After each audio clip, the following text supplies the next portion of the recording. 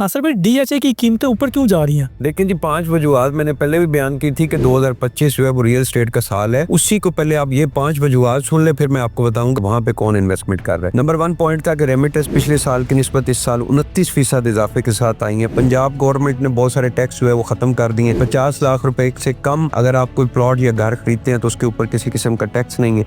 इसके अलावा फाइलर को 1 करोड़ रुपए तक की प्रॉपर्टी जो है वो खरीदने की इजाजत दे दी गई है, जो कि पहले नहीं थी। और उसके अलावा 5 करोड़ रुपए की प्रॉपर्टी, एफबीआर का जो अभी फाइनल नोटिफिकेशन आया, 5 करोड़ रुपए की प्रॉपर्टी खरीदने तक आपसे किसी किस्म की पूछ कुछ नहीं होगी। इसके अलावा बैंक ने जो है वो अपने इंटरेस्ट जो है वो कम कर दी है। 22% से शुरू करते करते अभी 12% पे आ गया और ये मजीद जो है 5-7% तक जाएगा। वज़ीर-ए-आज़म पाकिस्तान शहबाज शरीफ साहब के पास जो है वो वजारत हाउसिंग की तरफ से जो समरी गई है उसमें मजीद जो है वो टैक्स और बहुत ज़बरदस्त ऑप्शन आने वाले हैं, और वो बल्कि आप ये समझे कि अप्रूव हो चुकी है। और डीएचए क्वेटा से लेके बाकी पाकिस्तान के जितने भी शहरों के अंदर डीएचए की प्राइसेस जो है वो दिन ब दिन बेहतर होती जा रही हैं। और जो 22, 24, 25 लाख वाली फाइल थी वो इस वक्त 50 लाख रुपए के ऊपर ट्रेड हो रही है। बाकी जो हाउसिंग सोसाइटी है उनके भी ऐसा रेट जो है वो बेहतर होने जा रहे हैं। तो ये सारा आपकी रियल एस्टेट सेक्टर के अंदर इन्वेस्टमेंट आ रही है। 2025 इससे पहले भी मैंने आपको बताया था कि रियल एस्टेट का साल है, और आप देखिएगा कि ऐसा ऐसा करके एक एक सेक्टर सोसाइटी की प्राइसेस जो है वो ऊपर चली जाएंगी।